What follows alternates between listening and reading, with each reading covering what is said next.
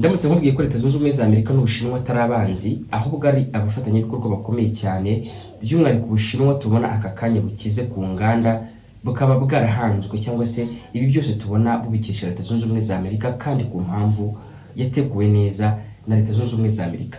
Wabitekerezaho iki? Aho nutekereza ko Ubushinwa na Leta Zunze Ubumwe za Amerika ari abanzi byo gupfa, ariko niba ari ibyo ngibyo ariko usanzwe ubitekereza, muri kino kiganiro kiri buze kurangira umaze kubona ko ahubwo mu minsi iri imbere Ubushinwa na Amerika bashobora kugirana amasezerano akomeye cyane nk'ayo bagiranye. Tujye kurebera hamwe twifashishije amateka y'ibyaranze ibihugu byombi mu mubano wabyo. Ngwaye ikaze kuri JTM4. Ndabizi neza ko iki kiganiro niba utarusanzwe uza no makuru ushobora kurangira utunguwe n'ibyo uri buze kumvira muri kino kiganiro. Reka ngwe ikaze rero, ikindi mutarakanda subscribe bikore n'ubuntu, nurangiza unaduhe like, uduhe n'igitekerezo cyawe uko ubyumva. Dijanze tugiye tumukunde rero, ngwaye ikaze muri kino kiganiro. Ibi byose bushingiye ku bukungu bwa Leta Zunze Ubumwe za Amerika, kandi mvuga ubukungu bwa Amerika icyo gihe uhite wumva idolari ry'Amerika. Mbere yuko 1971 bigera, mbere yaho hari icyitwa Bretton Woods. Muri icyo gihe idolari ry'Amerika kugira ngo ubibone byasabwa ko ufite gold cyangwa se zahabu, waba ufite amagarama 28 n'ibice bitatu, ibyo bakunda kwita ounce, 1 ounce ingana n'amadolari y'Amerika 35. Cyari igiciro kiri fixed, waba uyafite ukagenda bakaguha ziriya zahabu. Nyuma rero 1971 hari kubwa President Richard Nixon habaye icyitwa Nixon shock. Icyo gihe byari bisobanuye ko idolari ry'Amerika ritagifite agaciro ugereranyije na zahabu. Impamvu yabyo nende yikubwira, ahubwo idolari rifite agaciro karyo gashingiye ku cyizere abantu barifitiye, ku mbaraga z'ubukungu bw'igihugu cy'Amerika, ku misoro myinshi abaturage ba Amerika basora, yemwe n'uko rikenerwa ku isoko mpuzamahanga cyangwa se n'uko rikenerwa hirya no hino ku isi. Icyari cyabiteye ni kimwe: Amerika yaramaze guprintinga amadolari menshi cyane, bitari buze gukunda ko ijya ibona gold cyangwa se zahabu, iri buze kujya iha buri wese ushaka zahabu kugira ngo ayibike kuri cya giciro twamaze kuvuga haruguru. Bivuze iki? Bivuze ngo bagomba guhita bahagarika ibyo byose, idolari ry'Amerika rigatangira aho gushakirwa izindi tekinike cyangwa se mekanisme zo gutuma ritera imbere. Aha ngaho niho byatangiriye. Hagati aho ngaho reka maze mubwire ko idolari ryabaga rikenewe hirya no hino ku isoko. Nk'igihugu dufate nk'u Rwanda gikeneye wenda kurangura ibintu hanze, abashoramari b'Abanyarwanda bakeneye kurangura ibintu hanze, ntabwo ari kujyana amafaranga y'u Rwanda, ahubwo bashaka amadolari akaba ari bajya guhahisha hanze. Kujya kuyahahisha urumva ko bayakeneye, ntibashobora kubona. Niyo ngo ekonomi y'igihugu ntishobora gutera imbere udafite idolari. Uko ngo niko byagiye bigenda, ni nako byari bimeze, ni nako ngo bimeze. Biragoye ko wahaha udafite amadovize y'ahandi kuko ntabwo Abanyarwanda bayemera. Rero muri izo mekanisme zo kugira ngo idolari rikomeze rifate cyangwa se rikomeze rigira agaciro, Leta Zunze Ubumwe za Amerika ku bwa Nixon 1974 habayeho amasezerano hagati ya Arabia Saudite n'ibindi bihugu bicuruza petroli bya OPEC hara mu karere k'ikigobe mu burasirazuba bwo hagati, ko buri petroli yose bizajya bicuruza mu madolari y'Amerika. Ibyo nibyo bise petrodollar.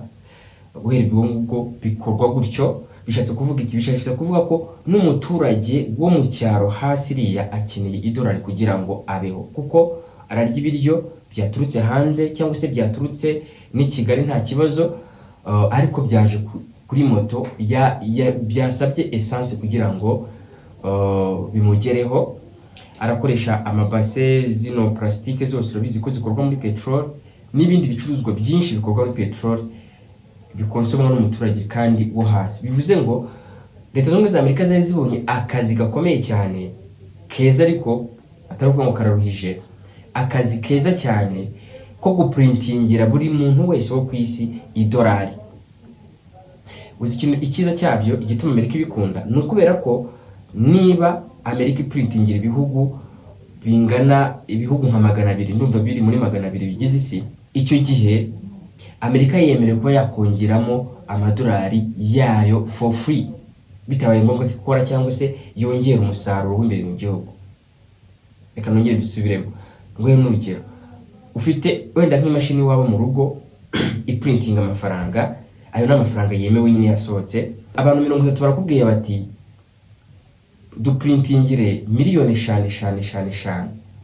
Izo miliyoni 5 numara kuziprintinga ushobora kwiyongereramo izindi 5 zawe utakoze. Mu gihe babandi uri buze kuziprintingira bakaba bazitunze bitewe nuko bari kuzibalansinga n'ubukungu bwazo, ariko nturi buze gusaba kururwa ugira gute ukora.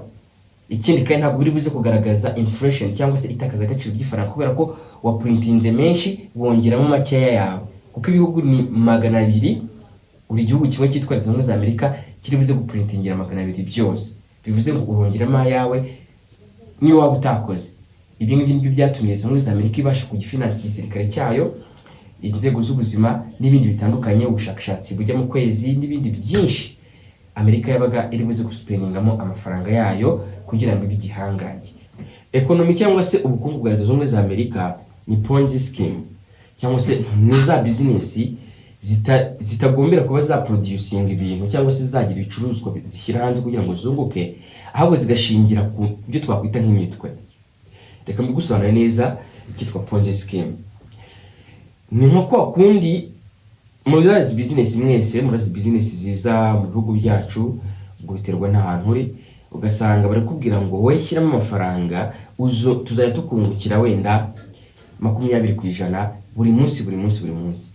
Uwa mbere iyaje agashyira amafaranga, ubonye amafaranga yo guhemba uri buze bwa kabiri. Abaje mbere bakishyura batuma ubona amafaranga yo guhemba abari buze kuza nyuma.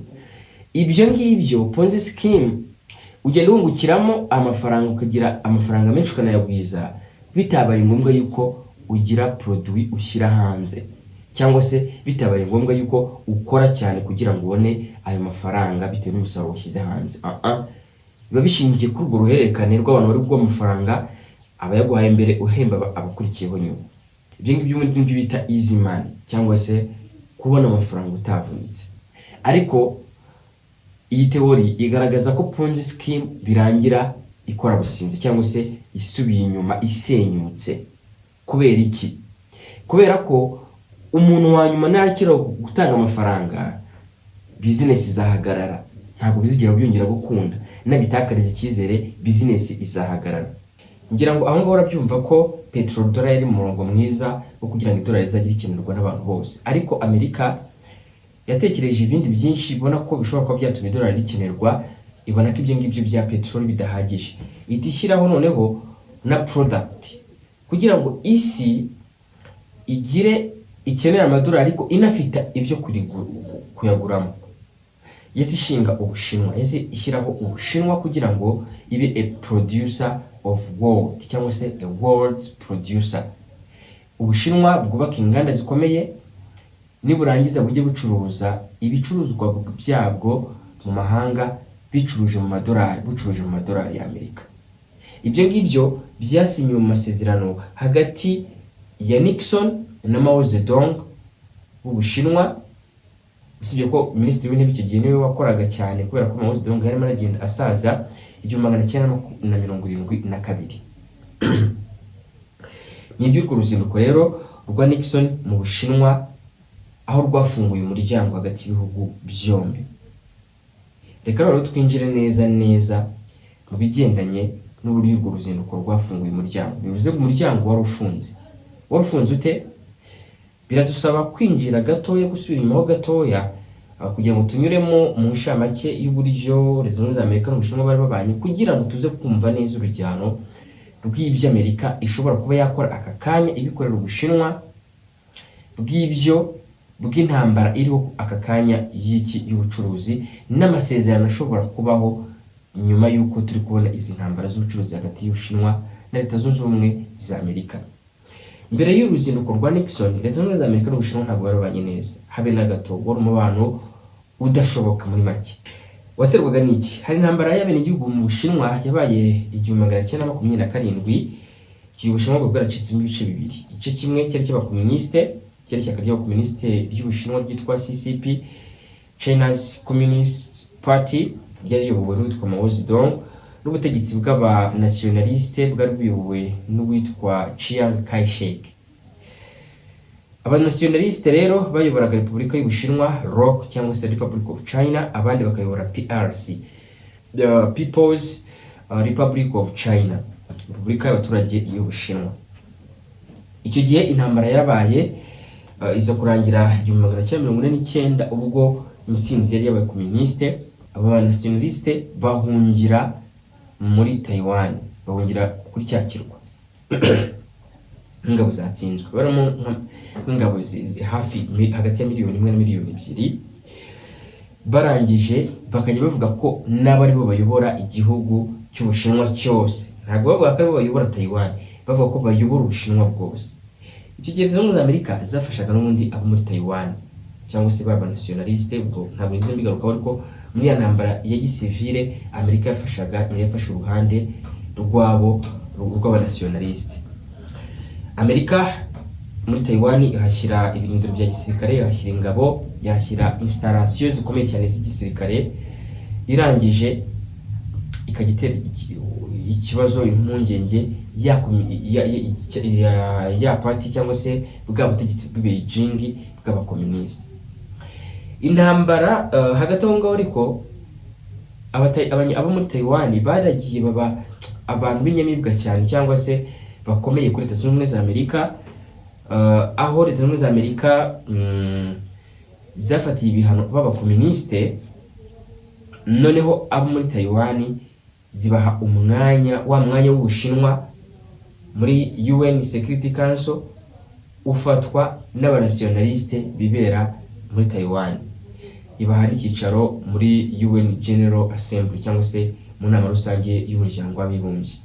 Nyuma rero y'ibi ngibi hagati y'Ubushinwa n'Uburusiya habayemo ikibazo mu mpera z'1960. 1969 banagiranye ibibazo, bararwana bapfa ibibazo by'imipaka, nubwo bombi barabasanzwe ari abakomuniste ariko basubiranye. Ibyo rero igihugu cya Leta Zunze Ubumwe za Amerika cyakiyobowe na Richard Nixon n'umujyanama we Henry Kissinger babibonamo amahirwe, batangira kwiyegereza bwa Bushinwa bw'abakomuniste kugira ngo budakomeza kunga ubumwe n'Abarusiya. Nibwo byagejeje ku rugendo cyangwa se ku rwa ruzinduko rwa Richard Nixon asura Ubushinwa 1992. Byaje kugenda gute kuri Taiwan nyuma y'ibyo ngibyo y'urwo ruzinduko? Wa mwanya Loni yari yarahaye Taiwan yawuhaye cya gice cy'abakomuniste b'i Beijing, abari bafata cya cyicaro gikuru mu muryango w'abibumbye. Dutekereza no twakomerezaho uko byaje kugenda. Uru ruzinduko rero rwa Nixon mu Bushinwa rufunguriye imiryango, byagaragajwe n'itangazo ryashyizwe hanze.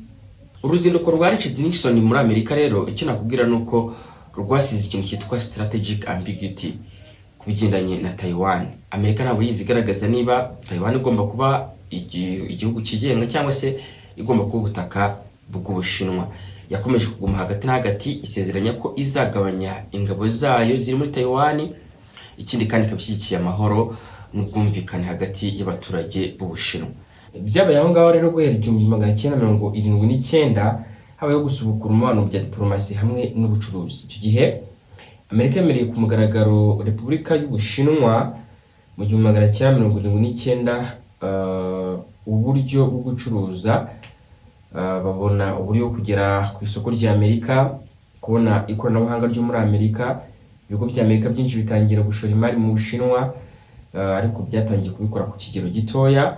Agaba hanatangiye kugenda mu by'ukuri habaho ihuzwa ry'ubukungu hagati ya Amerika n'Ubushinwa bwo muri iki gihe turi kubona aka kanya. Mu 1980 habaye ikintu cyitwa MFN, Most Favored Nation. Bivuga ngo iyi ni stati Leta Zunze Ubumwe za Amerika iguha ikakwita ko muri rw'ikinyarwanda byitwa igihugu cya mbere kurusha ibindi kiri kwibere.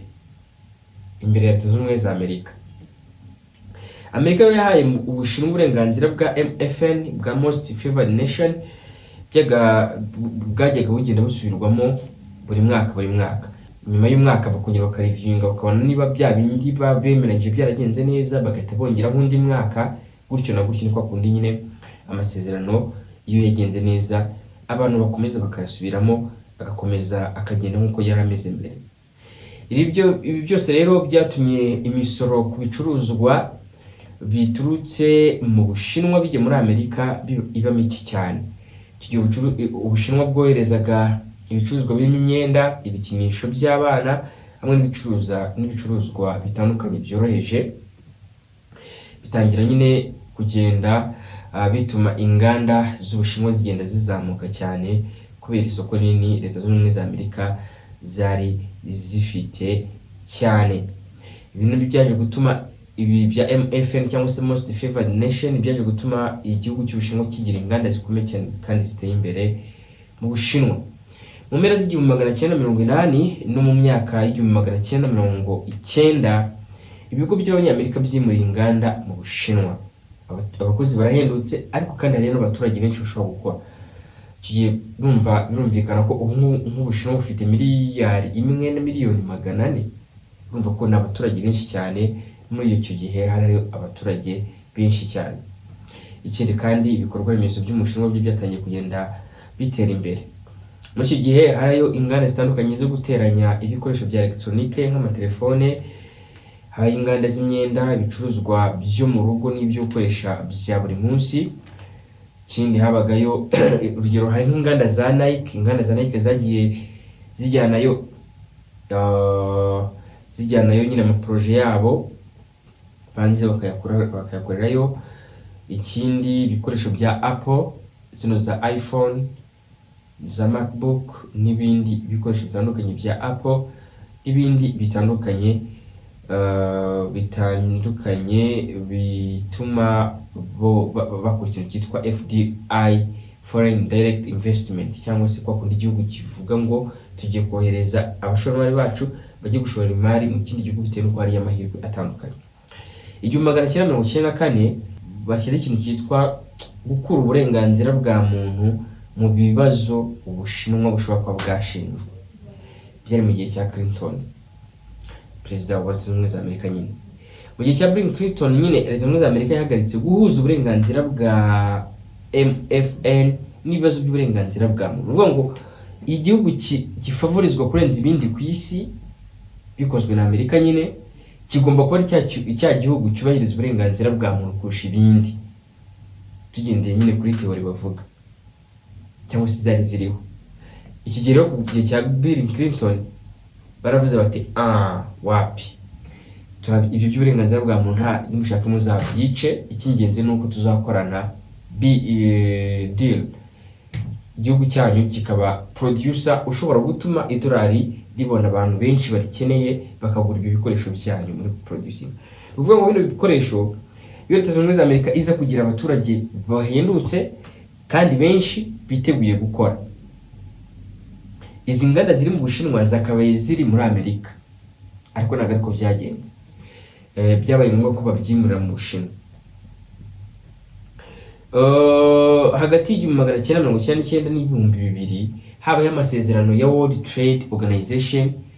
Iki gihe Ubushinwa bwarimo burasaba ko bujya muri World Trade Organization. N'ubundi ni imwe muri bodies za UN, nkuko tuvuga OMS, umuryango mpuzamahanga wita ku buzima, ikigo mpuzamahanga cyita ku buzima ku isi OMS.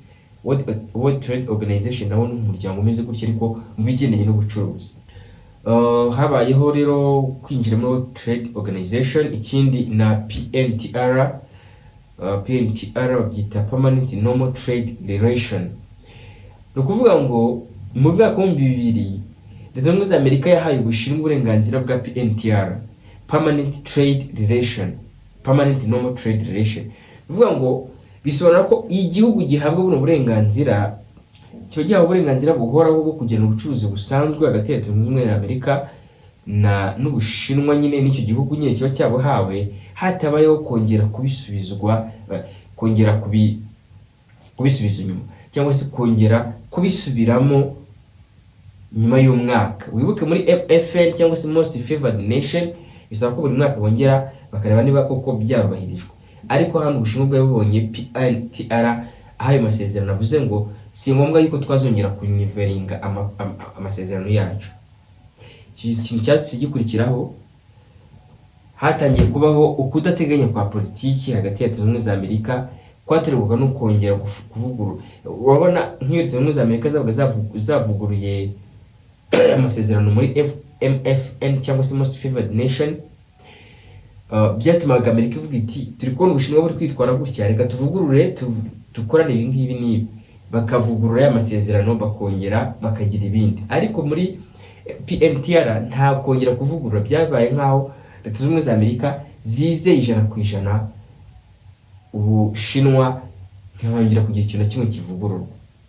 Muri 2001 Ubushinwa bwinjiye muri World Trade Organization, nibwo bwabwinjiye muri bwo bwatangiye kugenda bubiharanira cyangwa se bubirwanira 1999. Ibyo byo kwinjira muri World Trade Organization nicyo cyateye intambara y'ubucuruzi hagati y'Ubushinwa na Amerika. Turaza kubibona haruguru. Icyo gihe ingaruka zabyo Ubushinwa bwaje kwiyongera bikomeye cyane, bitera imbere, bwongera ibyoherezwa hanze, bukora ishoramari rikomeye cyane ry'amahanga rirazamuka cyane. Ubushinwa buhinduka uruganda rw'isi gutyo. Hagati ya 2001 na 2010 nibwo habaye ikintu cyitwa China Shock. Icyo gihe hatangiye kubakwa imiyoboro myinshi itandukanye y'inganda z'Ubushinwa. Nyuma haje kubaho guhererekanya n'ikoranabuhanga hamwe n'ubufatanye mu bigendanye n'uburezi. Abashinwa benshi batozwa cyangwa se bahugurwa n'abahanga b'Abanyamerika mu bijyanye n'ikoranabuhanga yemwe n'ibigendanye n'ubushakashatsi. Ibyo rero byaje gutuma Ubushinwa bubona byinshi bitandukanye ku bigendanye n'uburyo bugezweho bwo gukora iby'inganda. Reka nze maze mubwire ibigendanye n'intambara rero y'ubucuruzi hagati y'Ubushinwa na Leta Zunze Ubumwe za Amerika n'uburyo yatangiye, ko intambara yatangiye 2018. 2018 Ubushinwa bwa bwaratangiye kugira gute kubona accessinga isoko Abanyamerika bajyaga accessinga, cyangwa se Amerika ifite imbaraga nyinshi, Ubushinwa bukagenda bukajya kuhacuruza ibyo bushaka gucuruza. Ariko 2018 Trump ari ku butegetsi nibwo yatangije ibigendanye n'imisoro ku bicuruzwa by'Ubushinwa, ibyo bise tariffs. Ibyo bizo gutuma Ubushinwa na Amerika hatangira kuzamo akabazo kandi katari gato cyane, kubera ko n'Ubushinwa bwamumvikanye n'igihugu runaka bakemeranya ko bagomba kujya gucuruzanya, Amerika bigitambikamo nubwo ari yatanze ubwo bushobozi. Uko byagenda kose ntabwo Ubushinwa bwari kugira gute kubyishimira. Icyo gihe Amerika yashinjaga Ubushinwa ibintu bigera kuri 4. Icya mbere ni uburyo budakwiriye mu bucuruzi ngo ni uburyo bwo gucuruza nyine mu buryo budakwiye. Icya kabiri, kwiba umutungo bwite mu by'ubwenge cyangwa se intellectual property, guhatira companies gusangira ikoranabuhanga. Ubushinwa bwashinjwaga ko niba hari kompanyi zivuye muri Amerika zije mu Bushinwa gukorerayo, usanga ngo hari hari za politike z'Ubushinwa zihatira za company ziturutse muri Amerika kwigisha ikoranabuhanga Abashinwa cyangwa se kubasangiza uko bakora ibintu, bikamera nk'ari nk'itegeko ngo no gutera inkunga kompanyi zayo biciye muri leta. Nuvuga ngo Ubushinwa kuba bwatera inkunga kompanyi zayo biciye muri leta ni ibintu Amerika itemeraga.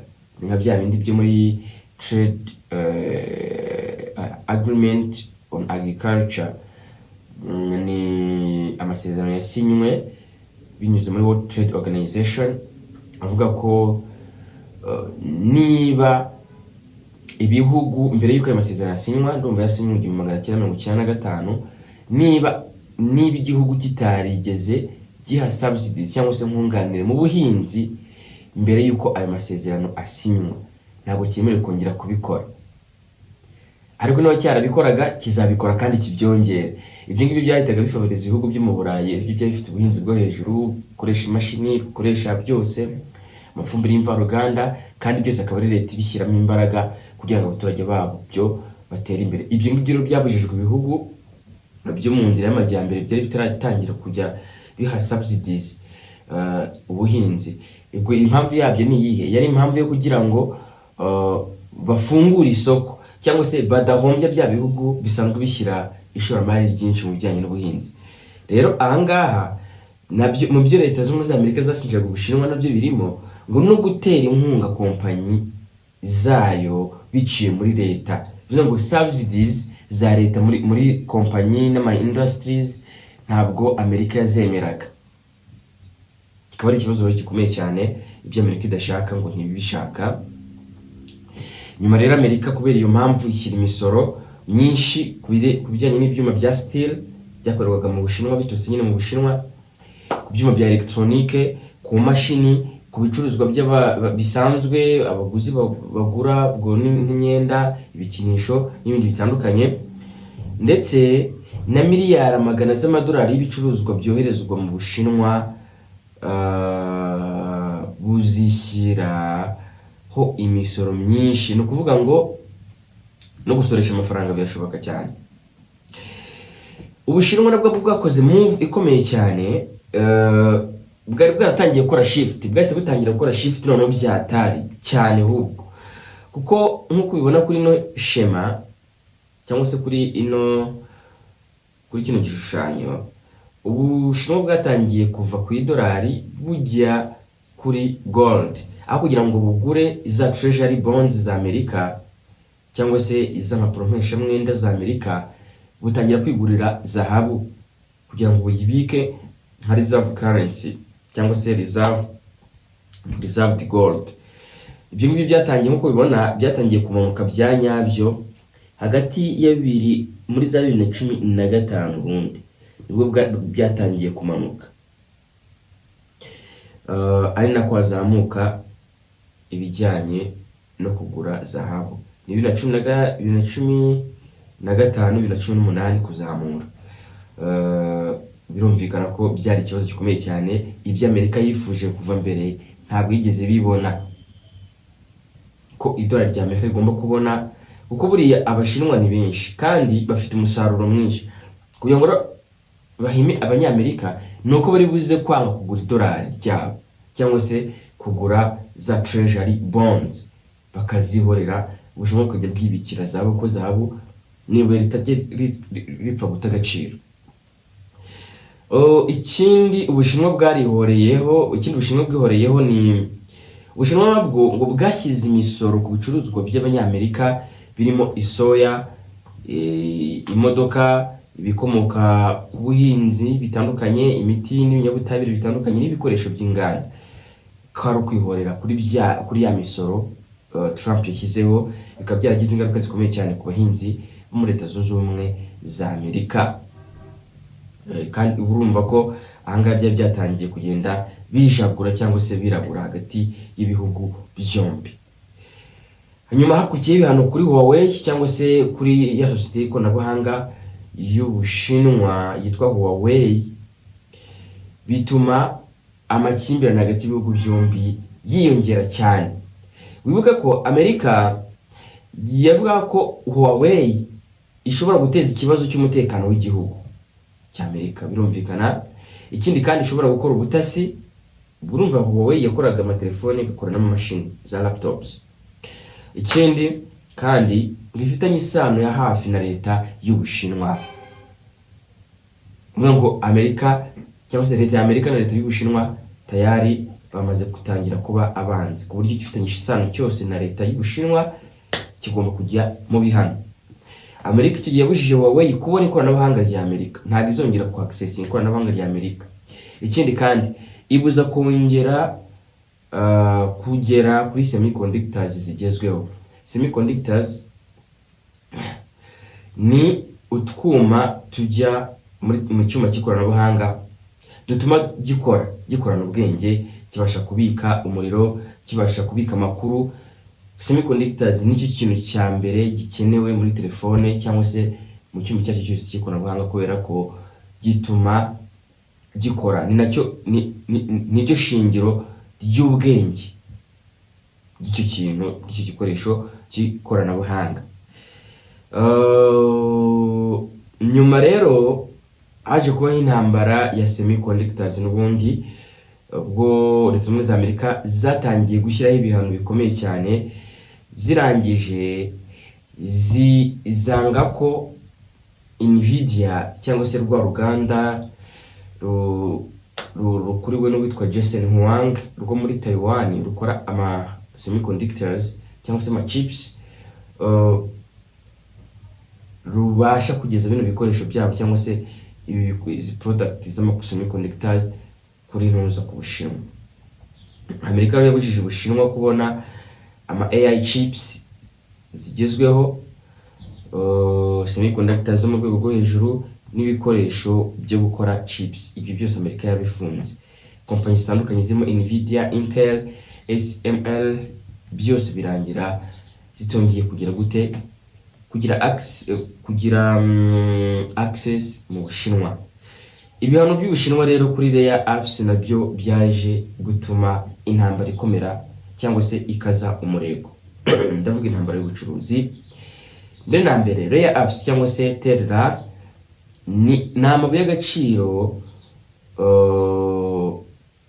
n'imyunyu y'ingenzi cyangwa se minerals z'ingenzi zikoreshwa mu matelefone, imodoka zikoresha amashanyarazi, indege z'intambara, batiri, misile na semiconductors zitandukanye.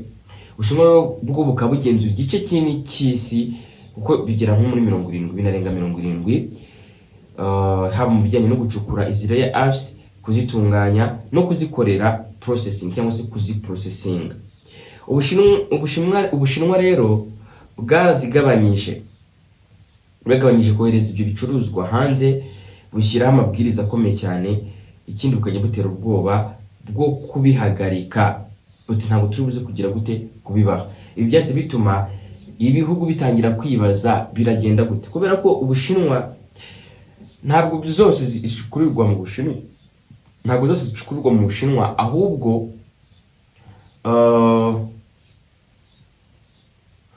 Ubushinwa bwemeye gutakaza cyangwa se gutanga amafaranga menshi yo kuzitunganya kuko bisaba ibikorwa remezo, bikanasaba umwanya, bikanasaba ubushobozi. Ubushinwa rero bwo buri tayari, buri ready gutanga ikiguzi cyo gutunganya izo rare earths. Ntabwo ari ukuvuga ko rare earths ari amabuye y'agaciro nyine ngo yabuze kuko bavuga ngo rare cyangwa se rare, no, ahubwo ni uko kubitunganya byo ubwabyo hari icyo bisaba kandi Ubushinwa burabyujuje. Habayeho no kugenzura ibyitwa gallium na germanium. Iyi gallium na germanium ni amabuye y'agaciro ahenze cyane, ariko ni amabuye y'agaciro ahenze cyane. Ndamutse nkubwiye nk'igiciro cyayo,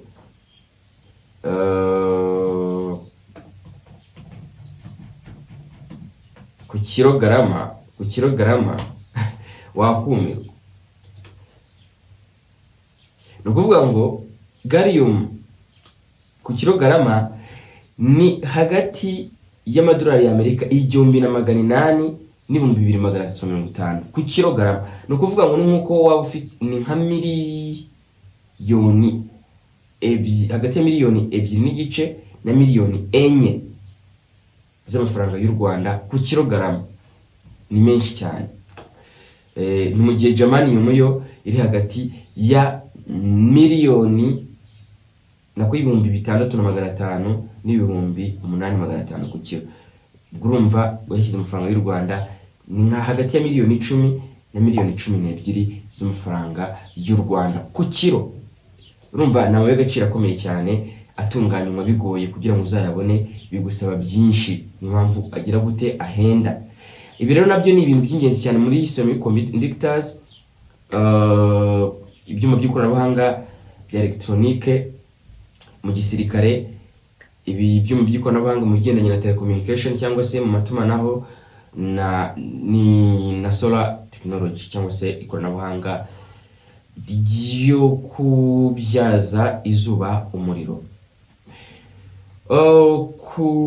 Ikindi kintu gikomeye cyaje kuzamura amakimbirane TikTok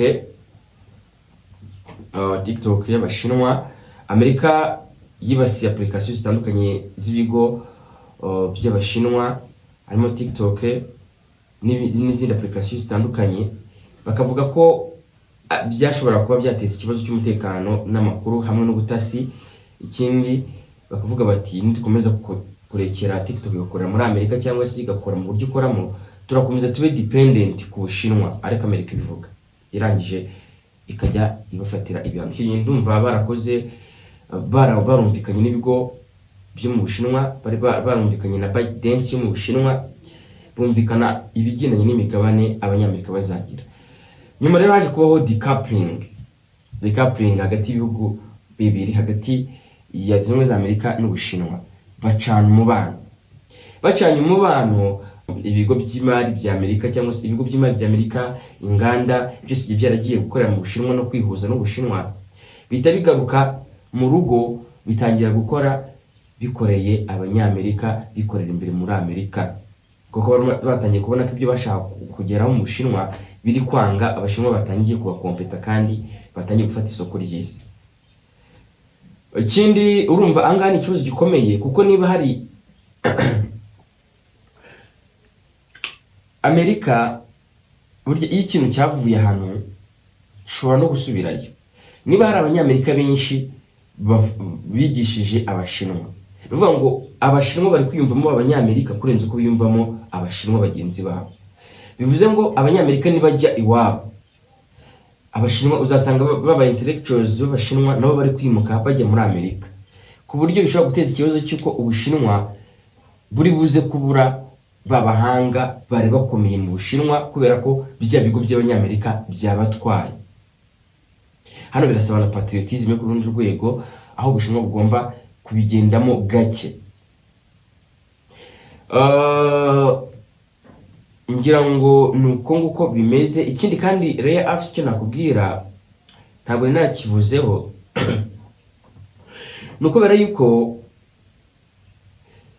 buri byase bitera impungenge Amerika, Uburayi, Ubuyapani n'ibindi bihugu bitandukanye, kuko Rare Earths z'Ubushinwa ziramutse zidahari byagorana kubona semiconductors, chips n'ibindi bikoresho by'ikoranabuhanga. Aka kanya rero nubwo bimeze gutya, noneho reka twimikire ku bigendanye n'uruzinduko rwa Perezida Trump mu Bushinwa n'uburyo yakiriwe n'ibishobora kuba byabaho aka kanya. Impamvu uru ruzinduko ugomba kubona mu buryo butandukanye n'uburyo ugomba kurubonamo, igihugu cy'Ubushinwa kiri vulnerable cyangwa se gifite kiri mu kaga, reka tubyite gutyo. Kubera iki? Tugendeye kuri kino gishushanyo, Ubushinwa bukoresha peteroli yo hanze inshuro 2 kurusha Amerika kugira ngo bukore ibintu byabo. Nkuko bibona uyu murongo w'umutuku munini ugaragara cyane ni Ubushinwa na peteroli bukoresha. Ni mu gihe Leta Zunze Ubumwe za Amerika ari uyu murongo w'umutuku utagaragara neza, ni 1/2 muri make.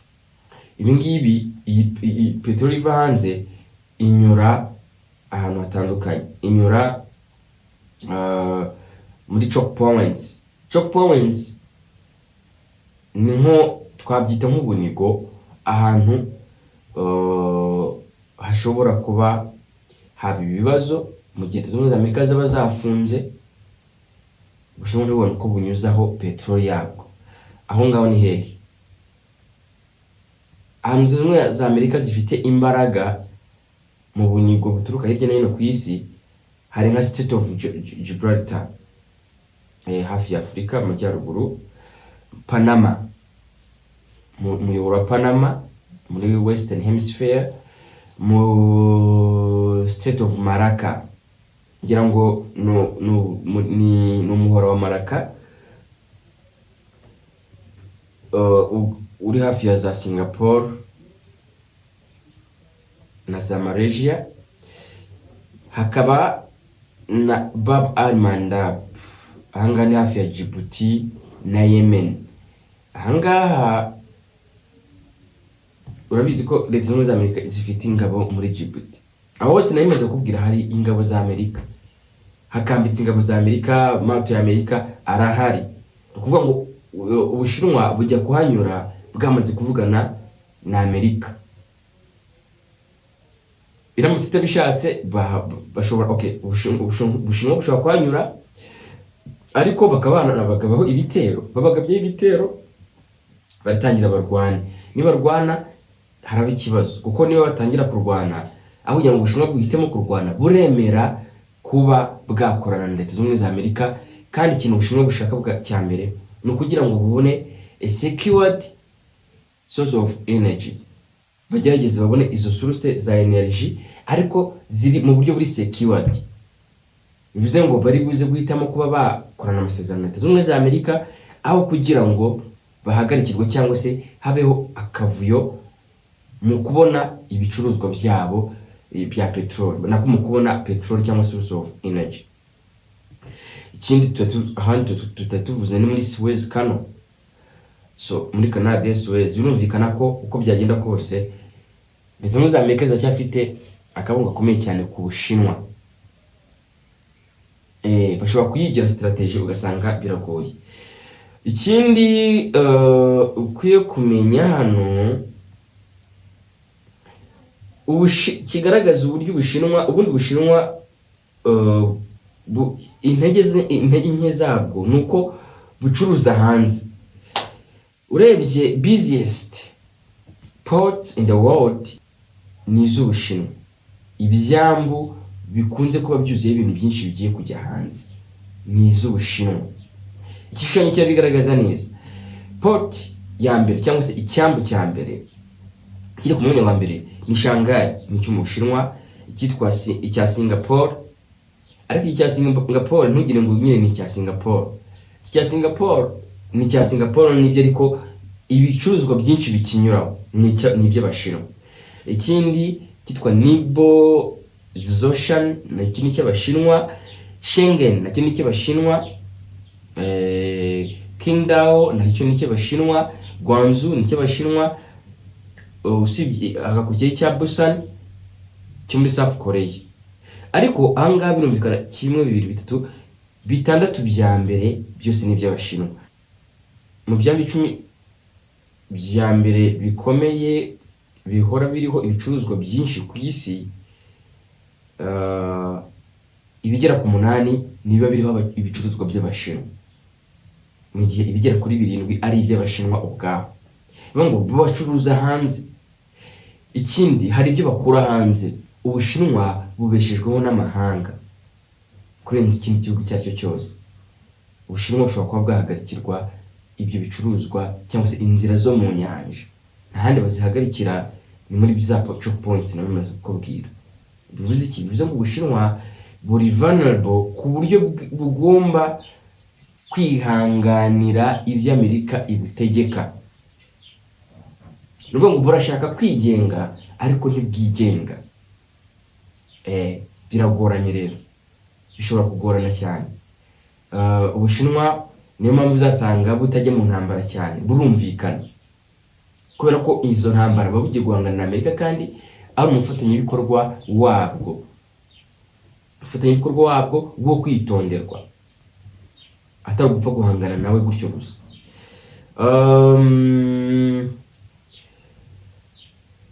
Ku bijyanye n'uruzinduko rwa Trump, abantu bazanye mu Bushinwa bashobora kubwira ibyo bashaka kuganira. Harimo Elon Musk, CEO wa Tesla muri SpaceX, wa Tesla na SpaceX. Hakaba Jensen Huang, CEO wa Nvidia, bandi bakora ama semiconductors. Tim Cook, CEO wa Apple. Scott Bessent akaba ari ntuza, akaba ari secretary cyangwa se umunyamabanga wa Treasury muri Leta Zunze Ubumwe za Amerika, ni muri finance. Nuvuga ngo abangaba nubwo wenda tutavuze n'abandi, kuko harimo na CEO wa Boeing, ya sosiyete y'indege, n'abandi batandukanye. Nungu David Salomon, CEO wa Goldman Sachs, na cya kigo kiguriza abantu amafaranga, ubwo ndavuga amadolari kandi hirya no hino ku isi. Ngo aba bantu baramutse binjiye muri China bakajya gukorana bagiye guspreadinga idolari, bagiye guspreadinga ikoranabuhanga rya Amerika, bagiye accessing isoko ry'Abashinwa.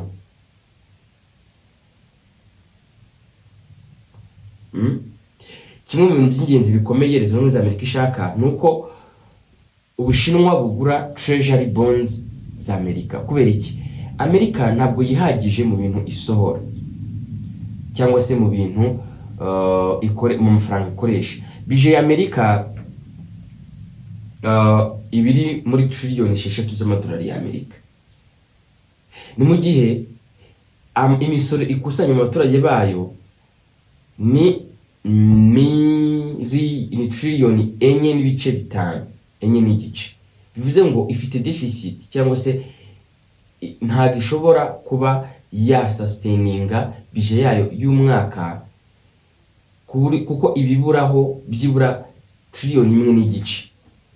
Iyo trillion 1.5 ntahandi hantu yava usibye kuba yafata imyenda mu gihugu nk'Ubushinwa, kandi Ubushinwa buramutse bwanze gufata imyenda ya Amerika n'ibindi bihugu byo hirya no hino ku isi ntabwo byayifata. Byagiye bisaba iki? Byagiye biba ngombwa ko Amerika yongera urwunguko, kuko ku Bushinwa bungukirana 5%. Uvuga ngo niba Amerika igujije Ubushinwa amafaranga amadolari, biba ngombwa ko iyungukira 5%. Ariko Ubushinwa nk'igihugu gifite ikoranabuhanga giteye imbere, gifite influence nini, kikaba gifite n'abaturage benshi, ni ngombwa yuko kigura treasury za Amerika cyangwa se kiguriza Amerika amafaranga, kabivuga gutyo. Otherwise isi yose ishobora gusubiza inyuma za treasury za Amerika, kuko bamaze kubona ko Ubushinwa nabwo budashaka kuzigura cyangwa se budashaka kuguriza amafaranga Leta Zunze Ubumwe za Amerika. Ibyo rero ni ikibazo gikomeye cyane gishobora gutuma Amerika ishyiramo imbaraga ko Ubushinwa bugomba kuzigura. Niyo mpamvu hano Scott Bessent ukuriye treasury yari ahari, nta yindi mpamvu yatumye ahari. Ashobora gutekereza rero ikigiye kubaho, kandi gishobora kuba a mega deal cyangwa se deal ikomeye imeze nk'iyabaye 1972 ku bwa Nixon na Mao Zedong. Twarindira tukareba. Ikindi kintu ukwiye kumenya nuko nyuma yaho Putin yasuye Ubushinwa. Ibingibi nibyo tuzareba ubutaha, tukamenya ese ni ukubera iki bakurikiranye, ese hari ikintu gishobora kuba cyabaho, bihagaze gute kugeza ubu ngubu ku bigendanye n'Uburusiya bwinjiye muri uyu mubano hagati y'Ubushinwa na Leta Zunze Ubumwe za Amerika. Ese abaturage bashobora collaboratinga n'ibyo Uburusiya n'Ubushinwa bari gushaka? Ese leta z'ibihugu byombi zivuga iki cyangwa zitekereza iki kuri ibyo ngibyo? Ibyo ngibyo tuzabirebera hamwe ubutaha.